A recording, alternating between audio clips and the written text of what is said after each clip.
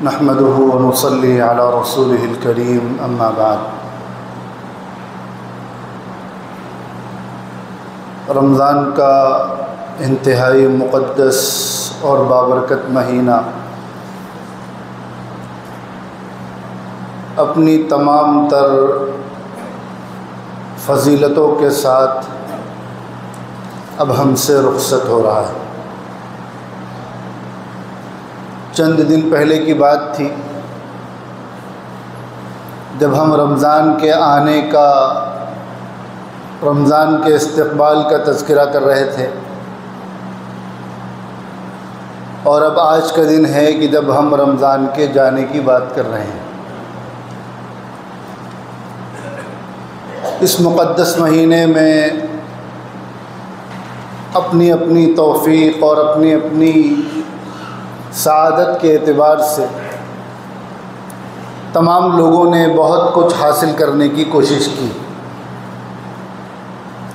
اللہ کو راضی کرنے کی کوشش کی، گناہوں سے معافی مانگنے کی کوشش کی، بہت سے لوگوں نے اپنی زندگیوں کو بدلنے کی نیت کی۔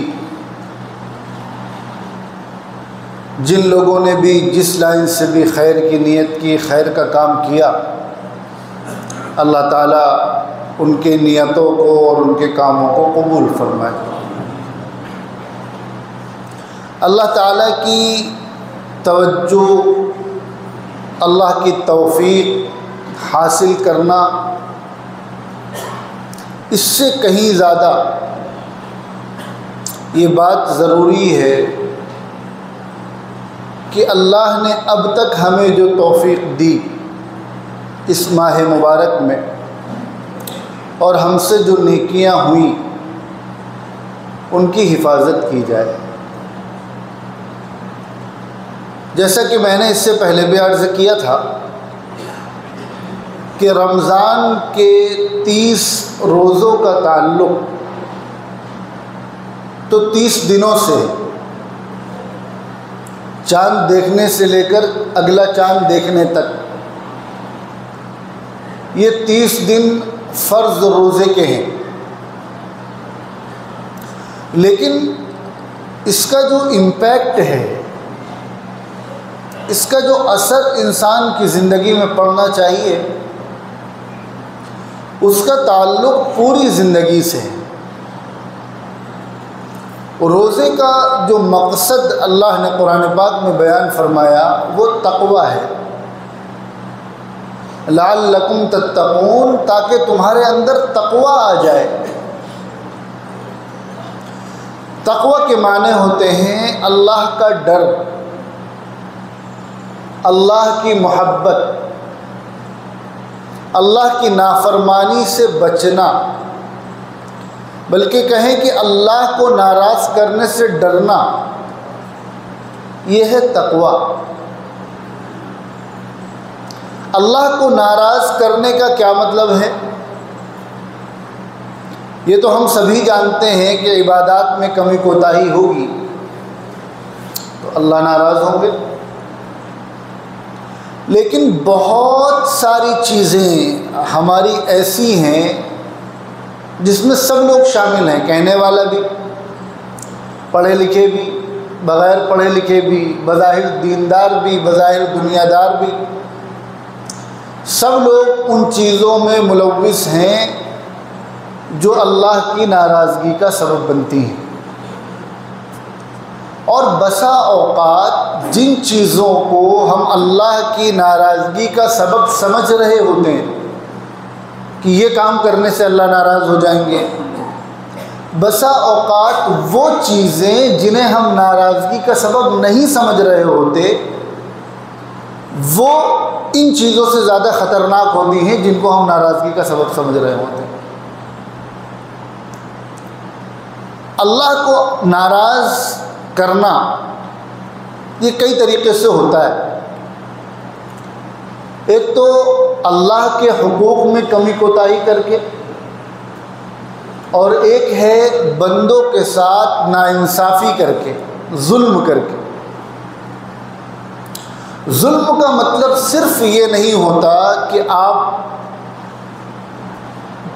جیسے ہم کہتے ہیں کہ حکومت بڑی ظالم ہے، تو حکومت جو کر رہی ہے صرف وہ ظلم نہیں، ظلم بہت کچھ ہے جو ہم روزمرہ کی زندگی میں اللہ کے بندوں کے ساتھ کر جاتے ہیں، لیکن ہمیں اس کا احساس نہیں ہو پاتا۔ اور یہ بات بھی اس سے پہلے بتائی گئی کہ اللہ تعالیٰ یہ جو انسان ہے، مخلوق ہے، یہ اللہ کا کنبہ ہے، اللہ کی فیملی ہے۔ حالانکہ اللہ کو فیملی اور کنبے کی ضرورت نہیں ہے، لیکن پھر بھی اللہ نے تمام انسانوں کے بارے میں، مخلوق کے بارے میں یہ کہلوایا کہ یہ اللہ کا کنبہ ہے۔ اور اللہ کو وہ شخص سب سے زیادہ پسند ہے جو اللہ کے کنبے کے لیے مفید ہو، اور اس میں مسلمان اور غیر مسلم کی تفریق نہیں ہے۔ تمام انسان، وہ انہوں نے کلمہ پڑھا نہیں پڑھا، اس کا تعلق ان کا اور ان کے رب کا ہے۔ شریعت نے دنیاوی معاملات میں جو احکامات ان پر جاری کیے کہ جو ایمان نہیں لائے وہ ان پر لاگو ہوں گے، جاری ہوں گے، لیکن بحیثیت انسان ان کے بھی حقوق ہیں، اور ان حقوق کی ادائیگی نہ کرنے والا یہ ظلم کرنے والا ہے، اور ظلم کرنے والے کو اللہ سخت ناپسند کرتے ہیں۔ رمضان کے مبارک مہینے میں ہم نے نیکیاں کمائی، اپنے نامہ اعمال میں خوب اچھے اچھے کام لکھوائے، جنت میں اپنے لیے محلات تعمیر کرائے، اور اللہ کی خوب توجہ ہم کو حاصل ہوئی، گناہوں سے ہم بچے۔ اب ہمارے سامنے سب سے بڑا جو چیلنج ہے وہ یہ ہے کہ اگلے رمضان تک کیا ہم ان نیکیوں کو باقی رکھ پاتے ہیں یا نہیں۔ یہ رمضان، یہ مبارک مہینہ، یہ تو آتا رہے گا جب تک اللہ چاہیں گے، جب تک یہ دنیا ہے تب تک یہ مہینہ آئے گا۔ اس کی رحمتیں، برکتیں، رونقیں، اللہ کے عنایات، اس مہینے میں اللہ تعالیٰ جس طرح بارش کی طرح اپنی رحمتیں برسا رہے ہیں وہ تو قیامت تک جاری رہیں گی، لیکن ہم رہیں گے یا نہیں رہیں گے؟ اور اگر ہم رہیں گے تو کس سچویشن میں رہیں گے؟ یہ فکر کرنے کی چیز ہے۔ ہمیں اس بات کی فکر ہونی چاہیے کہ یہ 30 دن ہم نے جتنی نیکیاں کما لی، اب ہم ان سے اپنی پوری زندگی کیسے فائدہ اٹھا سکتے ہیں؟ اس کے لیے یہ ضروری ہے کہ ہم نے جس طرح یہ رمضان گزارا اسی طرح ہم بقیہ زندگی گزارنے کی کم سے کم نیت کریں، کم سے کم نیت تو کریں۔ ہماری صورتحال یہ ہے عام طور پر الا ماشاء اللہ ہماری یہ نیت بھی نہیں ہوتی کہ ہم رمضان کے بعد بھی رمضان کی طرح زندگی گزاریں گے، یہ نیت نہیں ہوتی۔ بہت ساری پلاننگز، بہت سارے منصوبے ہم رمضان میں ہی ایسے بنا لیتے ہیں رمضان کے بعد کے جو اللہ کی ناراضگی کا سبب بنتے ہیں۔ خاص طور پر ہمارے نوجوان حضرات عید سے پہلے، ابھی رمضان کا مہینہ چل رہا ہے، رمضان میں نیکیاں بھی کر رہے ہیں، عبادات بھی کر رہے ہیں، تلاوت بھی کر رہے ہیں، گناہوں سے بھی بچ رہے ہیں، لیکن عید کے بعد کی پہلے سے ان کی ایسی پلاننگ ہے جو اللہ کو ناراض کرنے والی ہے۔ تو پھر آپ خود آدمی سوچے کہ یہ جو کچھ ہم نے کمایا یہ تو ہم نے رمضان ختم ہونے سے پہلے ہی ضائع کر دیا۔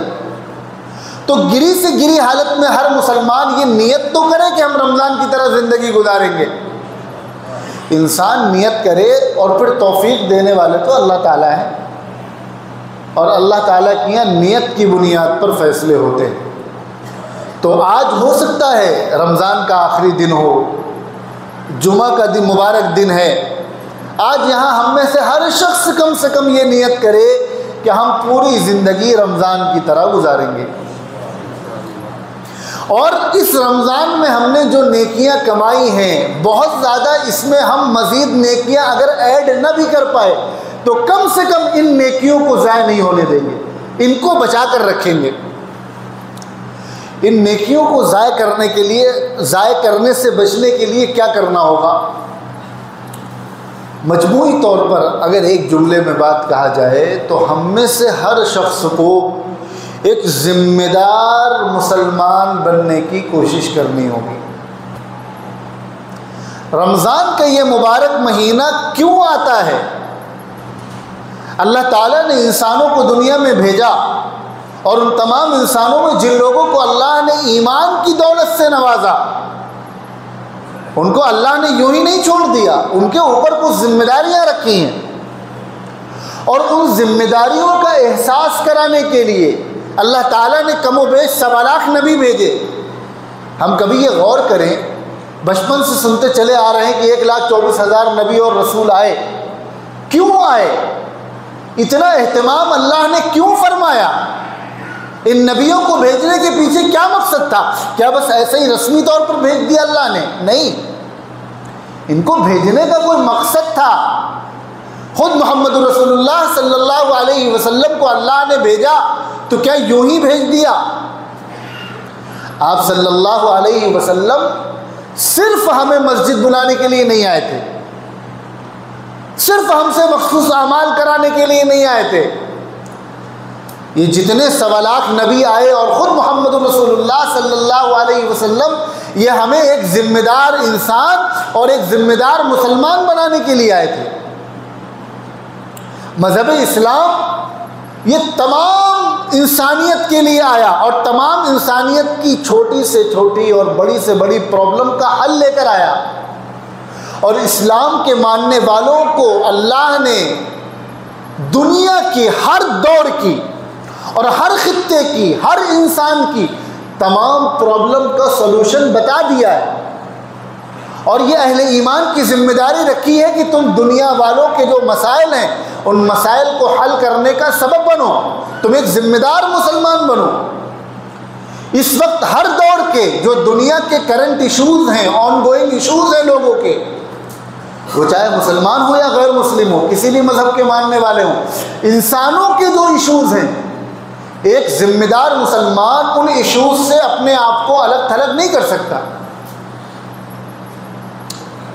ایک ذمہ دار مسلمان دنیا میں جو کچھ چل رہا ہے اس سے اپنے آپ کو الگ تھلگ نہیں کر سکتا، اس سے ناواقف نہیں ہو سکتا۔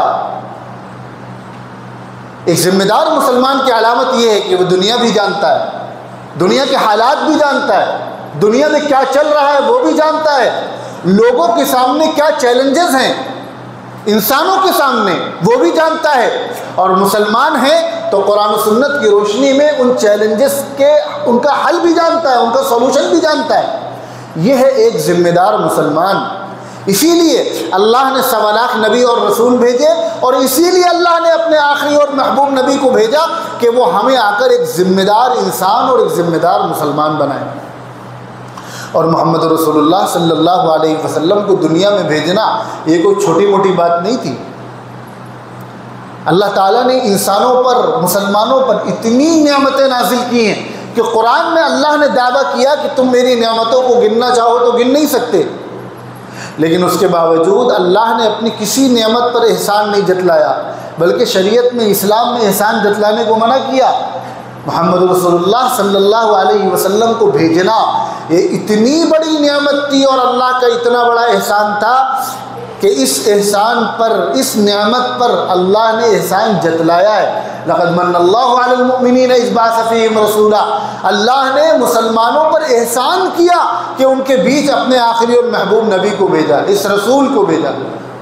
محمد رسول اللہ صلی اللہ علیہ وسلم کی پوری زندگی کا آپ مطالعہ کریں، جس طرح سے انہوں نے صحابہ کرام کی تربیت فرمائی ہے، پل پل، موقع موقع انہوں نے ہر ایک صحابی کے دل میں یہ احساس پیدا کیا ہے کہ تم ایک ذمہ دار مسلمان ہو، تم وہ نہیں ہو سکتے جو دنیا ہو سکتی ہے،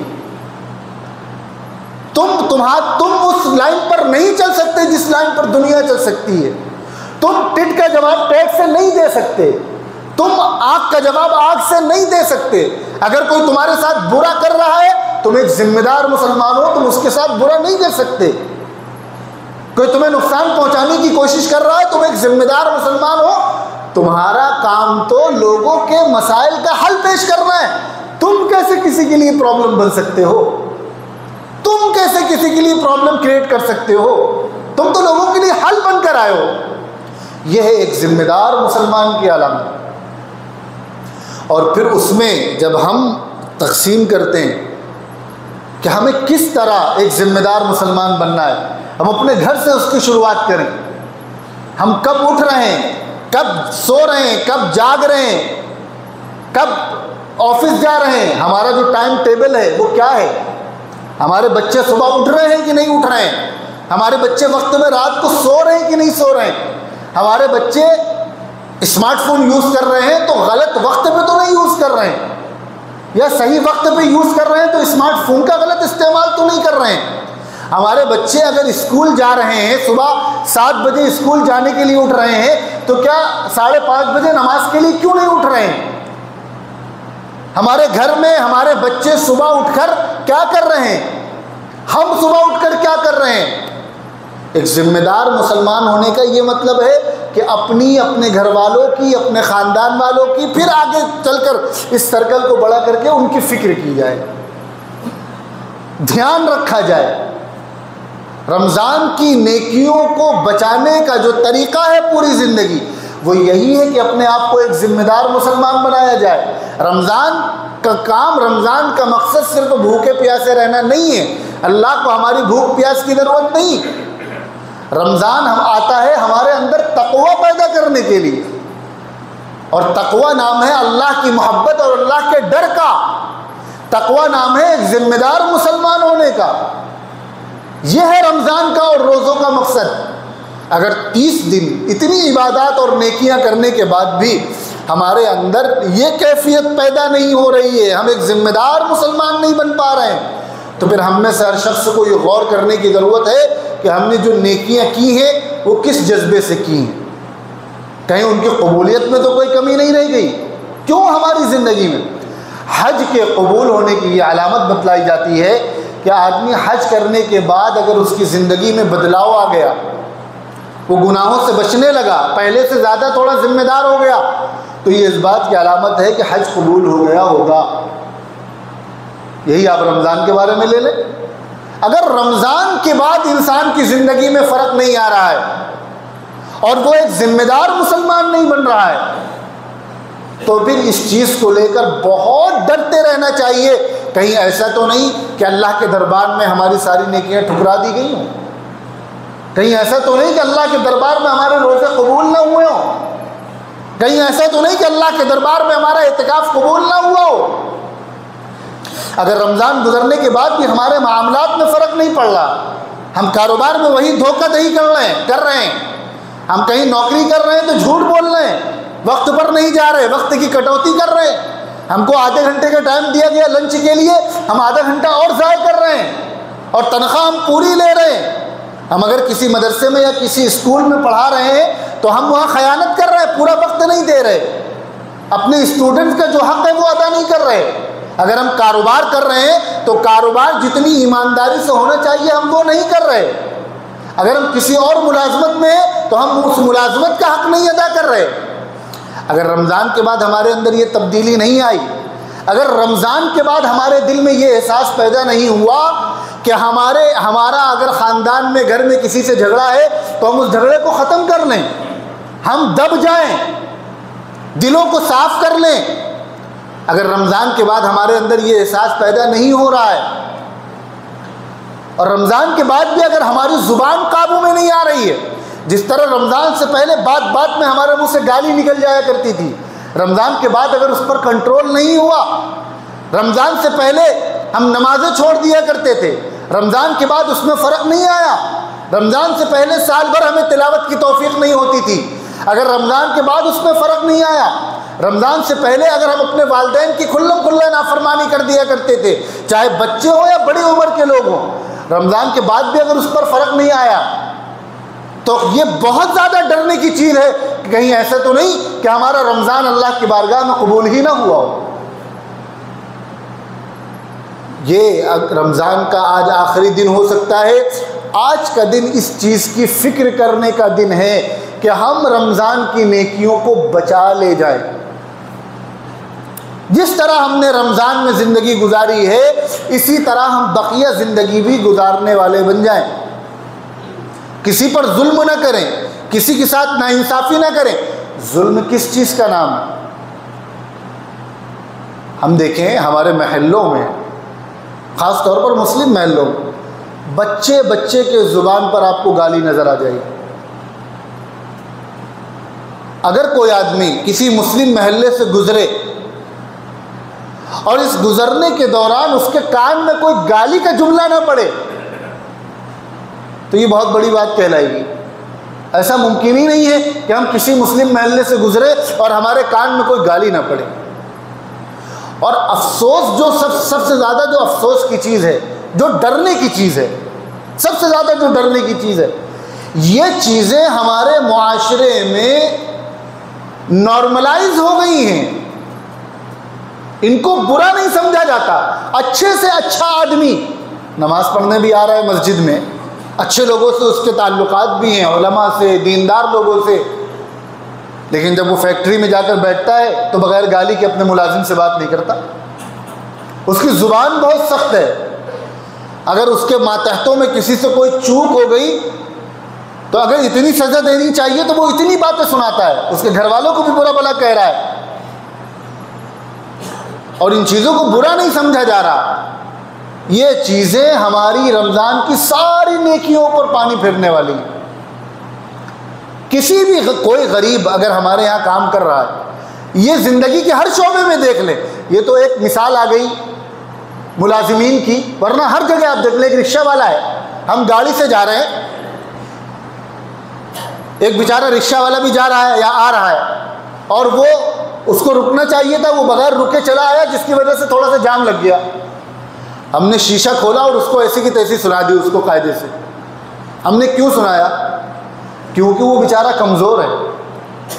ہم اپنے اوپر یہ غور کریں کہ اگر یہی کوئی ہمارے برابر کا کسی نے یہ حرکت کی ہوتی، یا ہم سے کسی پاورفل آدمی نے یہ حرکت کی ہوتی، کیا ہم اس کو اس طرح ڈانٹ پاتے؟ کیا اس طرح کیوں اس کو ڈانٹ رہے؟ کیونکہ یہ غریب ہے نا، اسی لیے تو اس کے اوپر ہمیں غصہ آیا۔ پتلا روڈ ہے، گاڑی لے کر جا رہے ہیں، رکشے والے نے سائڈ میں رکشہ پارک کر رکھا ہے، وہ بیچارہ سامان اتار رہا ہے، ہم کو گاڑی نکالنے میں دقت ہو رہی ہے، ہم نے کچھ نہیں کہا، تب بھی ذرا سختی کے ساتھ اس سے بات کر دی۔ کیوں کی؟ کیونکہ وہ غریب ہے، وہ کمزور ہے۔ ہمارا کوئی جاننے والا ہوتا ہم اس سے اس طرح سے بات نہ کرتے۔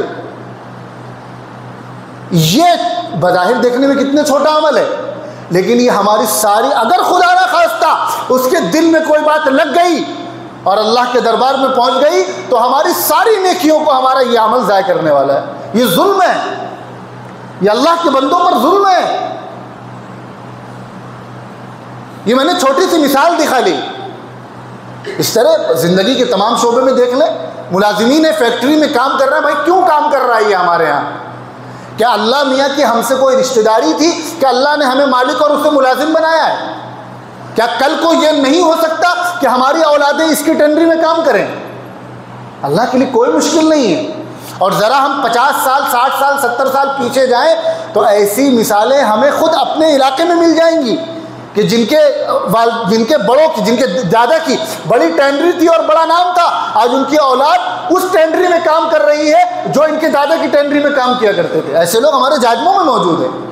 تو اللہ کے یہاں تو دنیا گول ہے، گھوم رہی ہے، کب کس کا کیسے نمبر آ جائے، کب کس کی قسمت میں کیا لکھا ہے ہمیں نہیں معلوم۔ آج جس ملازم کو اس وجہ سے ہم ڈانٹ رہے ہیں کہ ہمارا ملازم، ہم اس کو تنخواہ دیتے ہیں، ہو سکتا ہے کہ کل کو ہماری اولاد اس کے یہاں کام کرے۔ آج ہمارے گھر میں جو بیچاری کام کرنے والی، جھاڑو برتن پوچھا کرنے والی جو عورت آ رہی ہے، کوئی اللہ کی ذات سے بعید نہیں کہ اللہ کو کب ہمارا کوئی جملہ، کوئی بات بری لگ جائے اور ہماری اولادیں آنے والی دو تین پشتوں کے بعد اس کے گھر میں کام کریں۔ ان سب چیزوں سے زبان قابو میں رکھنا، زبان ایسی چیز ہے جو انسان کی ساری نیکیوں کو ضائع کر دیتی ہے۔ اگر ہمیں اپنے رمضان کی نیکیوں کی حفاظت کرنی ہے تو آج یہاں سے یہ نیت کر کے اٹھیں اپنی زبان کی حفاظت کریں گے۔ اور اس کا تعلق خالی غریب طبقے سے نہیں ہے۔ آپ کے گھر میں آپ کی بیوی ہے، بات میں اگر کسی کا ایسا مزاج ہے تو وہ آج، اگر رمضان کا آخری دن ہے، آج جمعہ کا دن ہے، توبہ کرے۔ بات پہ اس کے گھر والوں کو تانا دینا، اس کے والدین کا تانا دینا، اس کے بھائی بہنوں کا تانا دینا، یہ مناسب نہیں ہے۔ بہت غلط بات ہے یہ، اللہ تعالیٰ کو یہ چیز بالکل پسند نہیں ہے۔ اگر بیوی سے کوئی غلطی ہو رہی ہے تو اس کو ڈانٹیں، اس کو سمجھائیں، اس کی تربیت کریں، اس کے گھر والوں پر تانا دینے کا کیا مطلب ہے؟ لیکن ہمارے بہت سے مرد یہ کام کر جاتے ہیں اور ہمیں یہ احساس نہیں ہوتا کہ یہ چیز اللہ کو کتنی بری لگے گی۔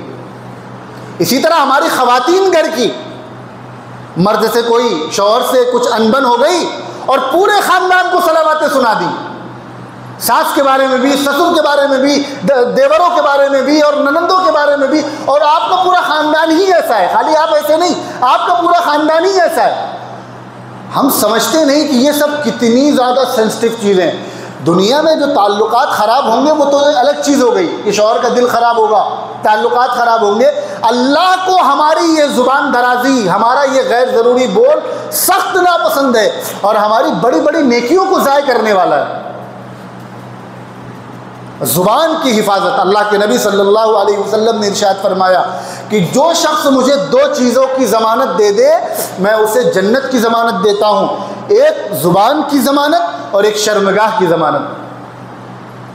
اب رمضان کا مہینہ گزرا، میں نے رمضان سے پہلے بھی عرض کیا تھا کہ آج کے دور میں نگاہوں کی حفاظت کرنا یہ ایک بڑا مشکل کام ہے، اور جو شخص نگاہوں کی حفاظت کر لے جائے یقین مانیے دنیا میں پھر اس سے بڑا متقی اور اللہ والا کوئی نہیں ہے۔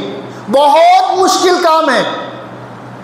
اگر آپ قرآن حرم کی تلاوت سننے کے لیے بھی یوٹیوب کھولیں گے تو اس میں ایڈ آئے گا اور نامحرم عورتیں آئیں گی۔ اتنا مشکل ہو گیا ہے اپنے آپ کو بدنگاہی سے بچانا، لیکن جس نے بچا لیا پھر وہ بچ بھی گیا، پھر اس کو اللہ کی ساری نعمتیں مل گئی، اس کی دنیا بھی بن گئی اور آخرت بھی بن گئی۔ آج یہ نیت کرے، کم سے کم یہ نیت تو کرے کہ ہم اپنے آپ کو بد نظری سے بچائیں گے، ہم کم سے کم نیت تو کریں، پھر اللہ سے دعا مانگیں کہ اللہ ہمیں توفیق دیجیے۔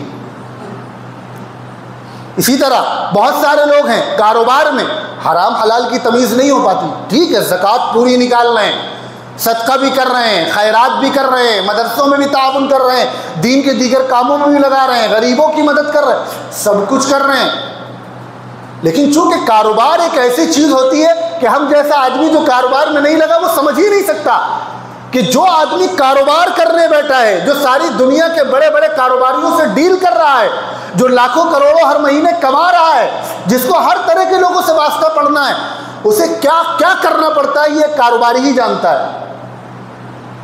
چھوٹی چھوٹی جگہوں پر اسے اپنے مذہب سے کمپرومائز کرنا پڑ جاتا ہے، داڑھی بھی ہے، سب کچھ ہے، لیکن کاروبار ایک ایسی چیز ہے کہ اس میں کرنا پڑ جاتا ہے، کیونکہ کمپٹیشن، مارکیٹ میں کمپٹیشن ہے، نہیں کریں گے تو کمپٹیشن سے باہر نکل جائیں گے۔ ایسے موقع پر وہ شخص صحیح معنوں میں اللہ کا ولی ہے جو اس کنڈیشن میں بھی یہ طے کر لے کہ ہم ٹھیک ہے ہمارا کانٹریکٹ کینسل ہو جائے، ہماری پارٹی ٹوٹ جائے، لیکن ہم شریعت کے خلاف کام نہیں کریں گے، ہم حرام کام نہیں کریں گے، ہم جھوٹ بول کر پیسہ نہیں کمائیں گے، ہم سود بیاج کا کام نہیں کریں گے۔ یہ حقیقی معنوں میں متقی اور اللہ سے ڈرنے والا۔ ہم نے جو ایک دیندار کا پیمانہ بنایا ہے نا کہ جو آدمی ہمیں مسجد میں پہلی صف میں نظر آئے بس وہی دیندار ہے، یہ غلط ہے پیمانہ۔ اس کے ساتھ ساتھ اس کے معاملات دیکھیے کیسے ہیں۔ رمضان کے بعد اگر ہمارے اندر یہ فکر پیدا نہیں ہو رہی ہے کہ ہم اپنے آپ کو حرام سے بچائیں گے، ایک بڑی تعداد ہے جو انٹرسٹ کا پیسہ استعمال کر لیتی ہے یہ جانتے ہوئے کہ ہمارے لیے جائز نہیں ہے، ایک بڑی تعداد استعمال کرتی ہے، ایک بڑی تعداد ہے جو 50% صدقہ کر دے گی اور 50% پھر بھی استعمال کر لے گی اور کہیں نہ کہیں سے حیلہ بہانہ نکال لیتے۔ یہ سب حرام ہے، اور اگر یہ ہمارے سارے مال میں مل رہا ہے تو ہمارا ہر لقمہ حرام ہونے کا خطرہ ہے۔ ایک بڑی تعداد ہے جس نے اب تک وراثت میں اپنی بہنوں کو، بیٹیوں کو حصہ نہیں دیا، اور میں پہلے بھی بتلا چکا ہوں اگر ہماری بہنوں کا، بیٹیوں کا حصہ موجود ہے اور ہم نے ان کو حصہ نہیں دیا اور حصہ دینے کی نیت بھی نہیں ہے تو ہمارا ہر لقمہ حرام کا ہے، اور حرام کے لقمے کے ساتھ عبادات قبول نہیں ہوتی، نہ دعائیں قبول ہوتی۔ عورت کا، ماں ہو، بیٹی ہو یا بیوی ہو، یہ حصہ وراثت میں اللہ نے متعین کیا ہے، اگر ہم نے اب تک نہیں دیا اور دینے کی نیت نہیں تھی تو آج رمضان کا آخری دن ہے، اللہ کے سامنے رو رو کر گڑ گڑا کر اپنی گناہوں کی معافی مانگے اور نیت درست کرے۔ یہ ہے رمضان کی حفاظت، رمضان کی نیکیوں کی حفاظت۔ اللہ تبارک و تعالیٰ سے دعا کریں کہ اللہ آپ نے ہمیں جو یہ 30 دن نیکیوں کی توفیق دی، اب ہمیں عید کے بعد ان نیکیوں کی حفاظت کی توفیق عطا فرمائیے، اور پوری زندگی کے لیے یہ آج نیت کر کے اٹھیں کہ جس طرح ہم نے یہ رمضان گزارا ہے ہم پوری زندگی رمضان گزاریں گے انشاءاللہ۔ اللہ تعالیٰ ہم سب کو عمل کی توفیق دے۔ یہاں انشاءاللہ عید الفطر کی نماز اس مسجد میں 8 بجے ہوگی، کوشش کی جاتی ہے دیگر مساجد سے تھوڑا بہت ٹائم کا فرق ہو جائے، تو 8 بجے انشاءاللہ نماز ہوگی، اور ایڈمنسٹریشن کی طرف سے روڈ پہ نماز پڑھنے کو منع کیا گیا ہے، اور امید ہے روڈ تک مجمع ہوگا بھی نہیں۔ اب حضرات سے گزارش ہے کہ وقت پر تشریف لے آئیں، دھوپ بھی بہت ہوتی ہے، پنکھے وغیرہ کا انتظام کر دیا جائے گا، وقت پر آ جائیں تاکہ وقت پر نماز عید کی کھڑی ہو جائے۔ اللہ تعالیٰ ہم سب کو عمل کی توفیق دے۔ سنتیں پڑھ لی۔